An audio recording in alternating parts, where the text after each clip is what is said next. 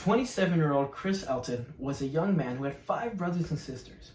He was regarded as a kind and religious man who always wanted to help people. He loved to travel, make new friends, and was considered a strong swimmer. So there was no cause for concern when he decided to visit Rancho Palo Verde's beach in Los Angeles one day. Now, an eyewitness reported that he saw Chris swimming around 6 o'clock p.m. Pacific Standard Time. And according to Austin American-Statesman, July 7th, 2017, Chris was reported dead 12 hours later when his body washed up on a different beach 30 miles away. Chris had become victim to one of the ocean's most powerful and stealthiest serial killers, a riptide. Now, as someone who loves the ocean myself, I am unfortunately very familiar with riptides. I can recall 3 different occasions where I myself have been caught in a riptide. One of them would have been my last if a lifeguard hadn't intervened. So knowing the dangers of these currents firsthand, I've been conducting extensive research within the last 2 weeks so that way I can prepare and warn you for the dangers of riptides. According to Newsday, November 29th, 2020, over 100 plus people die a year in the US alone to riptides. And riptides can be found in any body of water, not just the ocean. So we must become educated about riptides if we ever want to reduce the amount of lives lost each year. So today, we will dive into the force of nature known as riptides. First, we'll take a look at how big of an issue riptides really are. Second, we will sink into what makes a riptide so lethal.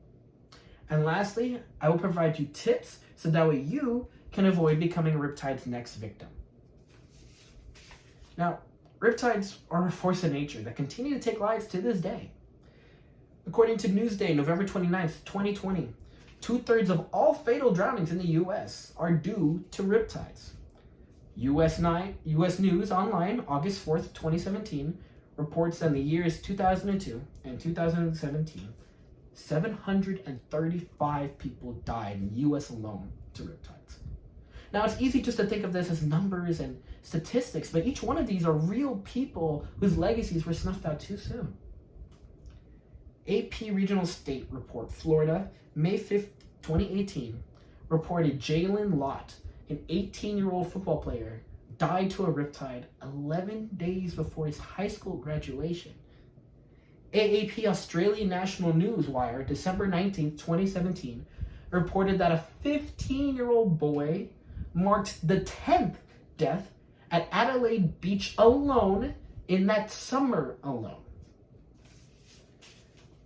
Riptides are a force of nature, and they're continuing to take lives to this day. But what makes them so lethal? Well, one thing is that riptides are hard to spot. Daily Times, April 2nd, 2021 reports that some signs of a riptide include a change in water color, foam flowing fastly out into the ocean, and awkward breaks in water and choppy water. All are symptoms that can go unnoticed to the untrained eye. AAP Australian National Newswire, December 21st, 2021, reported that 2/3 of people can't spot a riptide.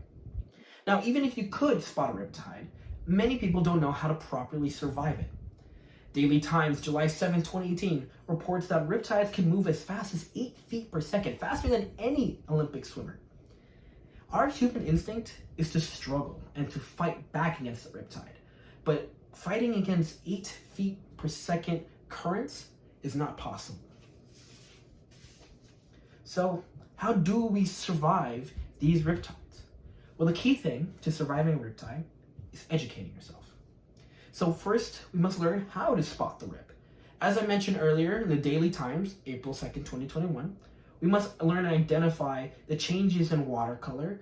We must identify the foam flowing fastly back into the ocean, and understand that awkward and choppy breaks in the water are signs that there could be awkward current in that area, or riptides. Daily Times, July 7th, 2018, reported that riptides can form near piers, rocks, jetties, and other structures in the water. So it's best to avoid swimming near any of those objects as they can be rip current hotspots. Now, I have an image for you today which shows what a riptide might look like. So as we see here, this is the feeder current, which you can be pulled into the riptide into the thinner area known as the neck. And now it's very important that we conserve our energy once in this area, as these is where the current's the strongest. So it's not about fighting back, but staying afloat. Once we go out into deeper waters, into this area known as the head, the rip current will lose most of its energy in the deeper water. And according to Good Morning America, May 7, 2019, once in this head area, we swim parallel to the beach in order to escape the rip current. And once we swim parallel enough to the beach, we can return safely back into the beach. So the key to surviving riptide is patience and staying afloat and conserving energy. So riptides are a force of nature, and they will continue to take lives to this day and in the future. And it is up to us to educate ourselves and future generations so that way they can avoid being a riptide's next victim.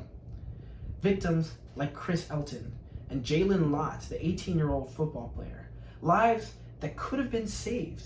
It is up to us to honor those who lost their lives and educate ourselves and future generations to avoid being the next victims.